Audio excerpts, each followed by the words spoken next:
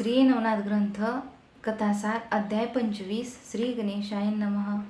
भर्तरीला बरोबर घेऊन प्रवास करीत ते व्यापारी अवंती नगरीपाशी आले आणि सूर्यास्त झाल्यामुळे नगरीबाहेरील एका धर्मशाळेत मुक्कामास राहिले. प्रहरात्रीच्या सुमारास ती सर्व मंडळी शेकोटी करून अंग शेकत बसलेली असताना सर्वत्र कोल्हेकुई ऐकू येऊ लागली.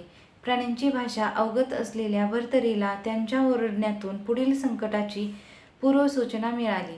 तेव्हा आपल्यावर उपकार करणाऱ्या त्या व्यापाऱ्यांना तो म्हणाला, हे कोल्हे आपल्यावर चोरांची धाड येत असल्याचे सांगत आहेत, तरी सावध राहून त्यांच्याशी 2 हात करा.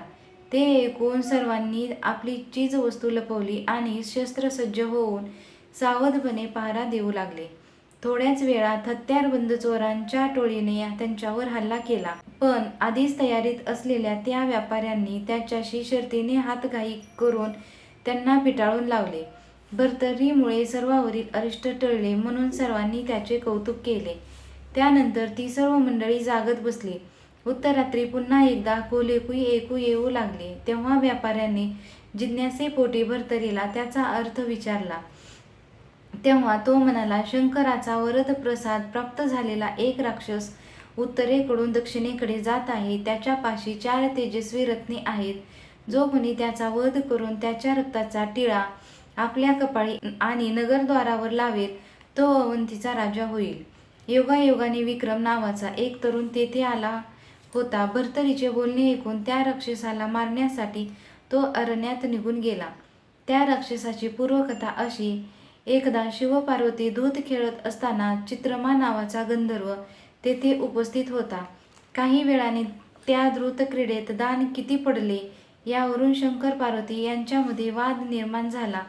त्यांनी वादाचा सोक्षमोक्ष लावण्यासाठी गंधर्वाला निवाडा करण्यास सांगितले. त्याने शंकराची मर्जी व्हावी म्हणून शंकराच्या बाजूने खोटाच न्याय दिला. तेव्हा संतापलेल्या पार्वतीने त्याला, तू मृत्यूलोकात राक्षस होऊन राहा असा शाप दिला. तेव्हा त्याची भयभीत अवस्था पाहून शंकर म्हणाले, हे गंधर्वा, काळजी करू नकोस. सुरोचन गंधर्व इंद्रशापाने मृत्यूलोकी गर्दभ रूपात वावरत आहे. त्याच्या पुत्राच्या हस्ते तुझा वध होऊन तू शापमुक्त होशील. सुरोचन पुत्र विक्रमास तुझी माहिती भर्तरीनाथाकडून कळेल. ते ऐकून चित्रमा गंधर्वाचे समाधान झाले व शापानुसार राक्षस देह प्राप्त होऊन तो मृत्यूलोकी संचार करू लागला. आता सुरोचन गंधर्वाची कथा ऐका. एकदा इंद्राच्या दरबारात अप्सरांचे नर्तन चालले असताना मेनकेचे सौंदर्य पाहून सुरोचनाची कामवासना अनावर झाली. तो इंद्रासक्षम जागेवरून उठला आणि त्या सभास्थानी मेनकेच्या अंगाशी लगट करू लागला. त्यामुळे ती गडबडली. त्यावेळी त्याच्या अशोभनीय वर्तनामुळे कार्यक्रमाचा नाश झाला म्हणून संतापलेल्या इंद्राने त्याची निर्वत्सना करून तू गर्दभ होऊन मृत्यूलोकी भ्रमण करशील असा शाप दिला. ते ऐकून सुरोचन इंद्राची क्षमा मागून उशाप द्यावा म्हणून करुणा मागू लागला. तेव्हा इंद्र म्हणाला, 12 वर्षांनी मिथिला नगरीचा राजा सत्यवर्मा याच्या मुलीशी तुझा विवाह होईल. तुला विक्रमादित्य नावाचा पुत्र होईल. त्याच्या मुखदर्शनाने तुझ्या शापाचे निरसन होऊन तू पुन्हा स्वर्गलोकी येशील. त्यानंतर स्वर्गातून पदच्युत झालेला सुरोचन मिथिलेजवळच्या रानात गाढव होऊन राहिला. त्या अरण्याशेजारी एका गावात कमठ नावाचा एक कुंभार राहत होता. एकदा त्याचे गाढवे नेहमीप्रमाणे अरण्यात चरण्यासाठी गेले असताना त्या कळपाबरोबर गर्दभ रूपातील सुरोचनही त्याच्या घरी गेला. काही दिवसांनी विपन्नावस्था असल्यामुळे कामठाने हे नवीन गाढव आपल्यापाशी ठेवून बाकीचे गाढवे विकून टाकावी. एके दिवशी रात्री ते गाढव कमठाला उद्देशून म्हणाले, तू राजा सत्यवर्मा याची सुंदर मुलगी मला बायको करून दे. ते ऐकून कामठाने बाहेर जाऊन पाहिले तर तेथे कोणीच नव्हते. असे बरेचदा घडले. तेव्हा आपण स्वतः सांगितल्याशिवाय याला उलगडा होणार नाही असा विचार करून कामठाला हाक मारून सर्व वस्तुस्थिती सांगितली व राजकन्येचा माझ्याशी विवाह करून दे अशी विनंती केली. आपल्या गाढवाची ती विचित्र मागणी पाहून कामठास मोठे संकट पडले. ही गोष्ट राजाला कळली तर भलताच प्रसंग उद्रेल या भयापोटी त्याने आपल्या परिवारासह दुसऱ्या देशात जाण्याचे ठरविले.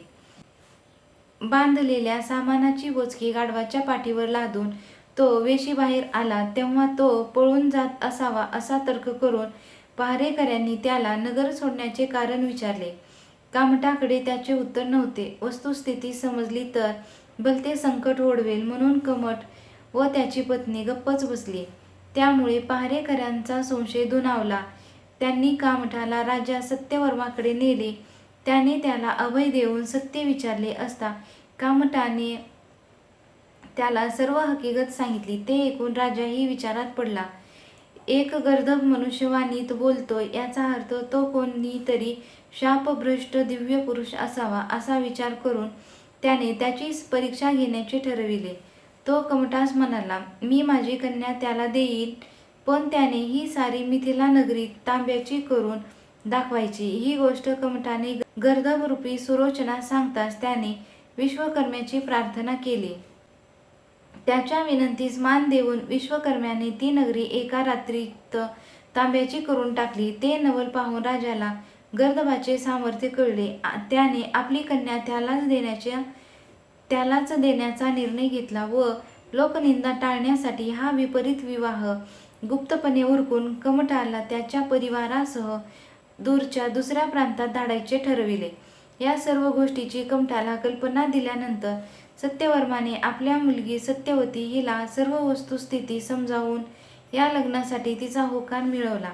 रात्रीच्या वेळी सत्यवर्मा सत्यवतीला घेऊन कमठाच्या घरी गेला व त्या गर्दभ जमाताच्या माझ्या कन्येची नीट काळजी घ्या अशी विनंती केली. तेव्हा गर्दभ रूपातील सुरोचनाने त्याला आपले पूर्वव्रत सांगितले. ते ऐकून राजा समाधानाने घरी परतला आणि कमठाने सहपरिवार अवंतीचा रस्ता धरला.